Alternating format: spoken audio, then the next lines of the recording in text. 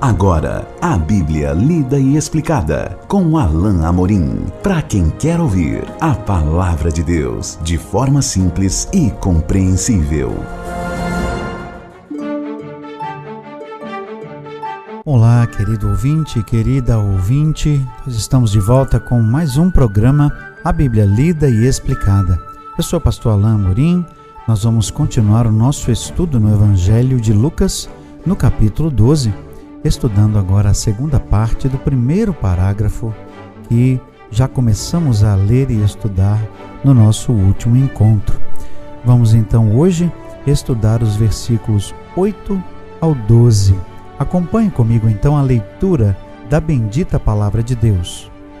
Digo-vos ainda, todo aquele que me confessar diante dos homens, também o Filho do Homem o confessará diante dos anjos de Deus.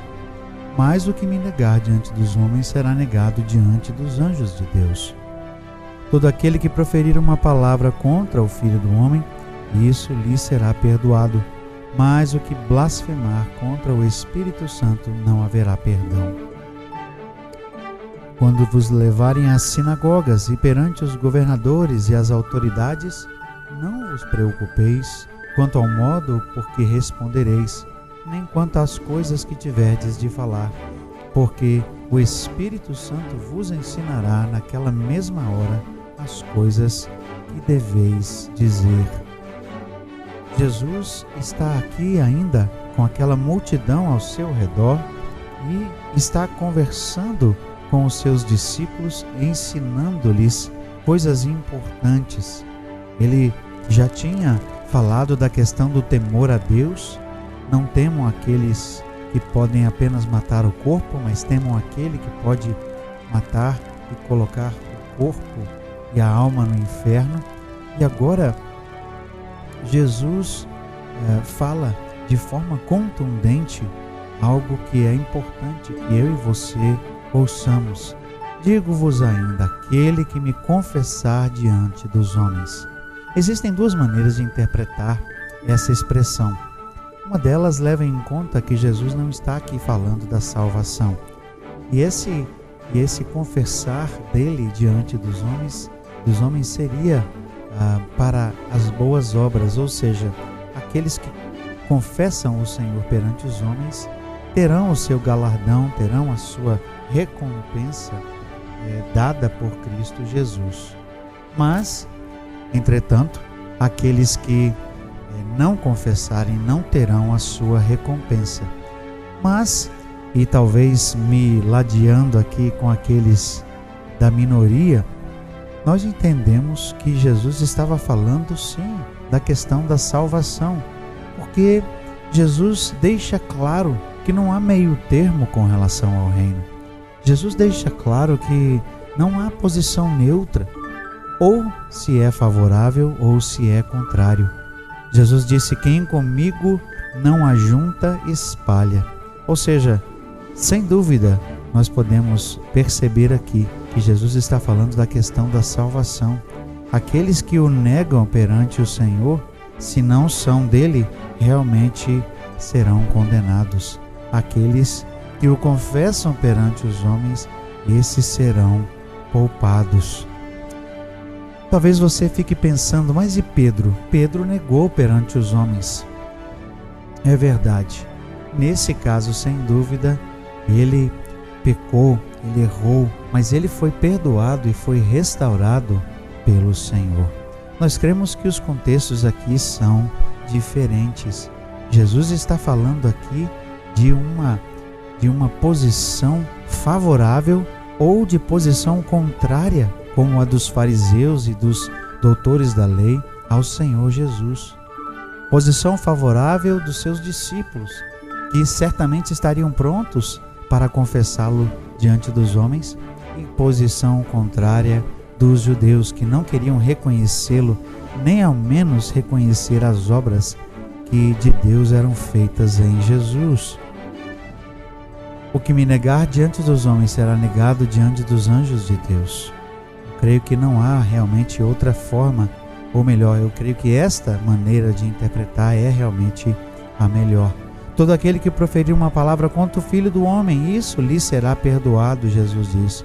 Mas para o que blasfemar contra o Espírito, não haverá perdão. Novamente, Jesus está sendo categórico.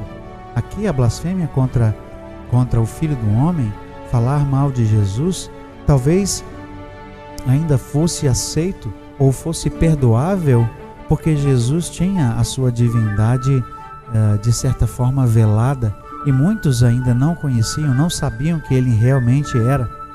Mas blasfemar contra o Espírito, isto é, deixar de reconhecer que algo está sendo feito pela mão de Deus por meio de seu Espírito, e, por exemplo, como os fariseus novamente disseram que era pelo poder de Beelzebu que Jesus expulsava os demônios, certamente Jesus está falando do mesmo contexto de negação e de rejeição de qualquer obra que Cristo estava realizando em nome do Pai, por obra do Espírito Santo. E Jesus disse: não haverá perdão para o que blasfemar contra o Espírito Santo. E aí, ainda nesse contexto de perseguição possível, no caso quase provável, né? E corretamente Thomas Nelson aponta para o fato de que essa perseguição teve o seu auge e o seu desfecho quando da destruição de Jerusalém, no ano 70 depois de Cristo, né?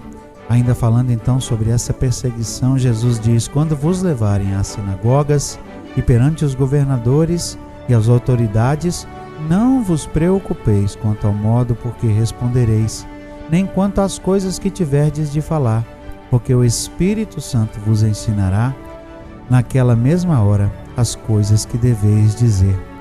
Certa feita eu ouvi alguém dizer que esse versículo justificava a postura de alguns que, com a necessidade de pregar um certo sermão, com a responsabilidade de pregar, simplesmente não se preparavam, porque entendiam que na hora certa o Espírito daria e o Espírito dá aquilo que falar. Certamente isso pode acontecer em casos específicos, pontuais, mas isso não é desculpa para que nós não nos preparemos, ou que ninguém que tenha incumbência de falar em nome do Senhor, de levar uma palavra, de esclarecer, de aclarar o sentido de um texto bíblico, que essa pessoa não se prepare. Jesus está aqui no contexto falando de momentos específicos em que cristãos seriam colocados diante de juízes, diante do sinédrio dos judeus, diante de autoridades, e nesse momento, sem dúvida, o auxílio do Senhor viria e eles não precisavam se preocupar. O texto diz de novo: não temais.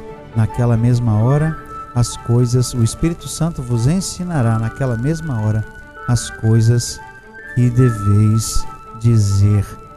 Jesus deixa claro que o contexto é específico de um momento em que os discípulos estariam defendendo talvez mesmo a sua vida diante de magistrados, diante de governadores. E nesse contexto, o Espírito Santo auxiliaria e daria então as palavras que eles teriam que proferir em testemunho ao Senhor. Chegamos ao final de mais um trecho da bendita Palavra de Deus. Nós vamos continuar o nosso estudo do Evangelho de Lucas no capítulo 12, no nosso próximo encontro. Até lá, que Deus abençoe a sua vida. Acesse agora nossa plataforma e baixe os podcasts www.rede316.com.br. A Bíblia lida e explicada com Alain Amorim.